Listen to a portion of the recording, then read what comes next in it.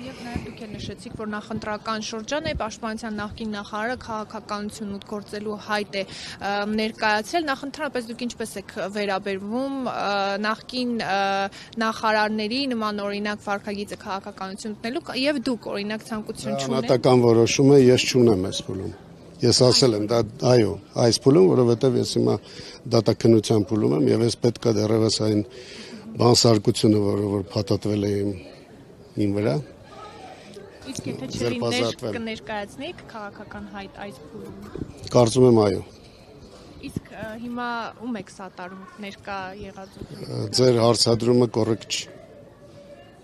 Չեք հայտնում։ Չէ։ Բայց կան։ Իհարկե։ Կան, չէ, կա։ Կա։ Այո։ Դա իշխողությունն է։ Դուք ինձ հարցեր եք տալի, որոնք որ դուք հիմա ինձ ուզում եք ասեք ոչ իշխող ուժի չի, ես ասում եմ ոչ իշխող ուժի չի։